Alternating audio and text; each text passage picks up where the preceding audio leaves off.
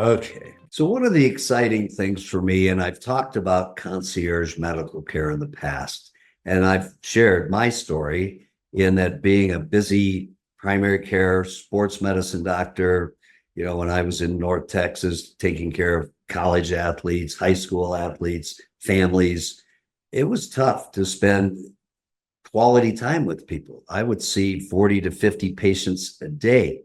We had to. That was the business model. I wanted to help as many people as possible. And so it just became very more and more difficult in one session to be able to get to the root of specific problems. And so with primary care, one, from a preventative standpoint, with all of our concierge care patients, we start with exhaustive blood work, from bioage testing to micronutrient testing to the Gallery test that screens for over 50 cancers, to routine chemistries, hormone levels, DHEA, growth hormone. We measure everything. And obviously we do EKGs and lung function, spirometry tests, body composition testing, and then sit down and review that for usually at least an hour to get a big picture of where someone's at,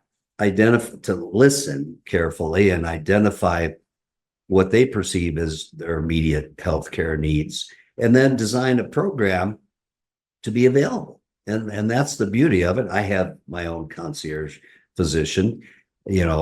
Concierge programs are not covered by routine insurance, but are usually in the range of, let's say, a few $100s a month. And to have access to your own provider when you need it, if you want to send a text message and maybe the staff gets back, or I do, it depends on, the particular day. But we attend to those issues very promptly, always within the same day. And that's really not possible. I've just spent time, trying to deal with and talk to a healthcare provider for my father, who's 99 years old and has some challenges. He's actually still lives alone at home and is doing great, other than some caretakers that come in and help him out during the day with the usual household chores, cleaning, cooking. But he feels great. He's at home. I had a question. It took me 2.5 days last week to get a hold of this guy. And, I've talked with him before. He's a very good family physician. I have his cell phone, and he was just busy and hadn't had a chance to return his messages. But in talking to the office and trying to get through, it was going to be weeks before they could schedule a phone conference for me. I'm like, I just have a quick question. I just want to talk about his thyroid. What do you think about this or that? And I had some ideas on what I would like to see him doing. And it wasn't easy. So with concierge care, we make it a point to do that. Initially we spend certainly over an hour reviewing things. We do quarterly reviews, or anytime something comes up. A lot of problems can just be dealt with either a quick telemedicine visit, a text message, a phone call. Hey, what do you think about this? Or should I take an antibiotic? You try to ask that question to, a busy provider in a big medical group, and I can assure you, you're not going to get through to that provider. You might get a call back from the nurse practitioner. But I went through that this last year when I had a health challenge, and I called a pulmonary group in a town nearby that I saw those providers, and I liked those guys. I couldn't get them to call me back. The nurse called the next day, not the same day. It was very frustrating for me because I didn't feel good. And the answer was, well, maybe you should go to the emergency room. I'm like, no, I'm a doctor. I know when you should go to the ER. I'm not that sick, but I need to know, should I use this inhaler? What about oxygen? A couple of quick questions that could have taken them just a few minutes, but they were just too busy, overloaded with their daily routine and hospital work to get back to me on a satisfactory level. And so, it was after that I hired my own concierge physician, because I can't and shouldn't be prescribing things for myself. And so I have someone I trust that helps me out, that I can shoot a text and get a quick answer on a variety of issues. So I think it's, really the future of healthcare in a broken system. Unfortunately, shouldn't have to be that way, but I like to have that kind of access. And I like to get my questions answered in a reasonable amount of time. And so I do see that, since I've been doing this, and certainly over the past, let's say, 10 years, this model has exploded. When I moved here 15 years ago to Aspen, I think there was one concierge physician. Now there's a half a dozen or more, and good for them. They are enjoying their careers more. They're helping people on a more personal level.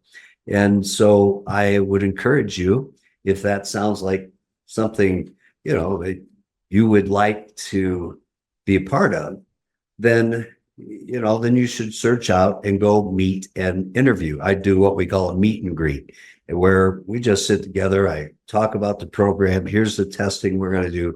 Here's what we may or may not uncover. And given their age range and things that I commonly see with aging athletes, how does that sound?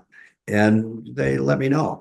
Not everyone signs up, and that's okay too.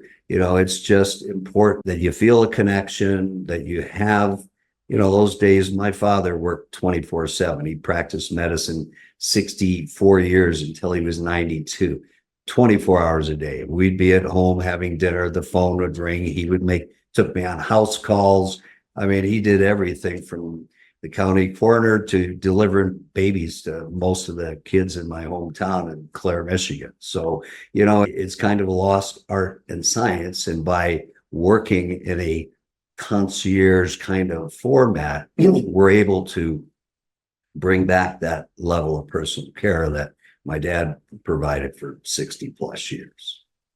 So as a concierge physician, people ask me, well, what about my urologist or my cardiologist or this or that?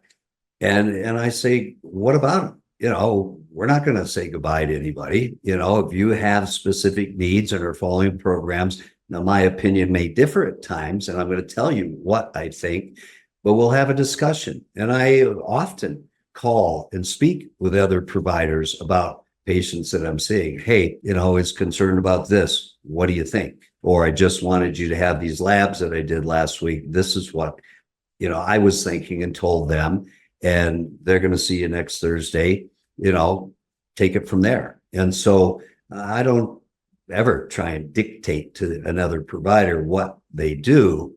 I try to balance things. Cholesterol treatment is controversial. There are guys out there like David Diamond, MD, that you can Google, and he has done all the research to show, extensive research, how Big Pharma manipulated the data 35 years ago into creating a 3% difference in the death rate from high cholesterol and heart disease to a 33%, launching a multi-billion-dollar statin industry. Imagine that. So, there are other factors. How's your blood glucose? Is there more inflammation? Do you have a family history? Before we make a decision on specific treatments, have you done a CT calcium score, or the latest called Clearly, that measures from a CTA test the amount electronically and digitally of soft plaque that we don't see on CT calcium score? And so there's a number of specialty tests that we can do. That every topic now, as science and as medicine progresses, we have more options. No, just because your cholesterol is 240 doesn't mean you have to take a statin. Maybe Reggie Strice in a supplement with bergamot and lingonberry could be beneficial in lowering that enough to help reduce your risk. And what is your risk? Do you already have plaque in your arteries, and so forth? And so I just mention all that to say, I like to have these discussions with patients and point out options, and then bring in their other providers to help make those decisions. And ultimately, it's the patients, it's your decision on what you feel is best for your health care. Many times people agree with me that, okay, I don't want to do that. Yeah, let's try this first. Or they don't agree at all, have another thought process altogether, and that's okay. And so, I just really I think that it's very important that we always continue to work collegially with other healthcare providers in the field that someone may take if they're undergoing cancer treatment. I have a patient who's just finished some high dose radiation therapy for prostate cancer that we did some IV vitamin therapy with yesterday because he is extremely fatigued and it's taking him a long time to bounce back just from the treatment. Fortunately, his PSA is zero, but he feels bad, obviously, from the radiation. And so we're going to do everything we can in conjunction with what his provider says. Yes, that sounds great, or no, I wouldn't do that yet. Then, it's individual. And so it's real important, again, that you develop a relationship with someone who's willing to be the quarterback, so to speak, of your healthcare. You're the CEO of your own company, and so of you, and you make the final decisions, but we want to make it a team sport, so to speak. And so I hope that helps. If you need more information, click on the link. We're happy to answer questions and set up a time to talk with you if you desire. Thank you.